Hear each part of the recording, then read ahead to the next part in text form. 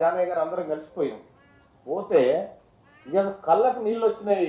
మంత్రి గారు, ఒక మహిళ అక్కడ వాచ్మెన్ గా పనిచేస్తా ఉంది. వాళ్ళ కొడుకు అంటే ఆయన మానసికంగా వికలాంగుడైనడు, నిలబడలేకపోతున్నాడు. ఆ చెట్టు కింద మేము భోజనం ఏర్పాటు చేసుకొని తింటుంటే, సార్ మీరు అక్కడికే వచ్చిరా సార్ అంటే అవునని చెప్పిన. సార్ నా దగ్గర ₹1,00,000 వసూలు చేశారు సార్ అని. ఎవరంటే ఆ పేరు ఇగో, ఆయన పేరు ఎవరు, ముడిగ రామయ్య అనట. ముడిగ రామయ్య అంటే ఆయన ₹1,00,000 వసూలు చేసింది సార్. మోదుగు శైలజ దగ్గర వసూలు చేసింది సార్.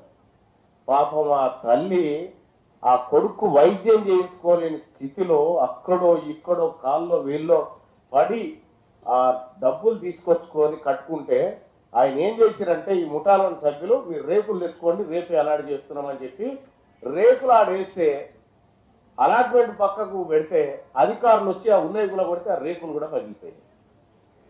పాపం ఆ తల్లి ఫోన్ నెంబర్ లేదు నా దగ్గర, కానీ ఉంటే మాత్రం నేను గౌరవ మంత్రివర్యులకు చెప్తా ఉన్నా, ప్రత్యక్షంగా ఆమె గోస చూసినా ఆవిడ కూడా ఒక లాట్ ఇవ్వాల్సిందిగా మీ అందరినీ రిక్వెస్ట్ చేస్తా ఉన్నా. అలాగే సార్, ఈ ఖమ్మం జిల్లాలో ఎవరైతే బాధితుల చెరలో చిక్కినటువంటి వాళ్ళు ఎవరైతే ఉన్నారో, బాధితులు ఎవరైతే ముఠాలు మీకు న్యాయం గుర్తుపెట్టుకోండి. ముఠాలు నా కాడ చాలా ఎవిడెన్స్లు ఉన్నాయి. ఎవరెవరు ఎంత డబ్బులు కట్టారు ఏం కథ అనేటువంటి ఎవిడెన్స్లు నా దగ్గర చాలా ఉన్నాయి. చూసిన తర్వాత నేను క్లియర్ గా అనుకున్న, ప్రజల్ని మోసం చేసేటువంటి ఒక అసాంఘిక శక్తులు ఇక్కడ ఉన్నాయి, వాటి భరతం పట్టాలని చెప్పి గౌరవ కలెక్టర్ గారికి కూడా నేను రిప్రజెంటేషన్ ఇచ్చిపోయినా.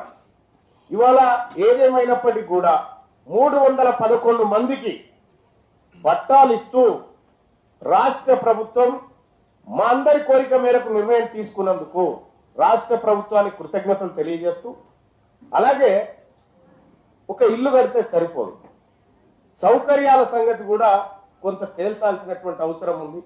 అక్కడ బడి ఉండాలి, ఓ పార్కు ఉండాలి, రోడ్లు ఉండాలి, మౌలిక వసతులన్నీ త్వరితగతిన పూర్తి చేస్తే బాగుంటుంది అనేది ప్రభుత్వాన్ని విజ్ఞప్తి చేస్తూ, సార్ మరి ఇంకా కొంతమంది మిగిలిపోయినారు, వాళ్ళకి రాష్ట్ర ప్రభుత్వం ఇప్పుడు 311 మంది పేరు చెప్పిన వాళ్ళు, మిగతా వాళ్ళ పేర్లు ఏ స్కీమ్ కిందకి తీసుకొస్తారు, వాళ్ళని ఎట్లా లబ్ధిదారులుగా చూపెట్టదలుచుకుంది ప్రభుత్వం అనేది కూడా చెప్తే బాగుంటుంది సార్.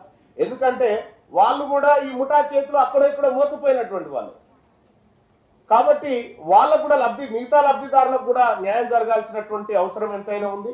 ఇక ఈ ఈ భూదాన్ భూములకు సంబంధించినటువంటి అంశంలోనే కాదు సార్, చాలా భూములు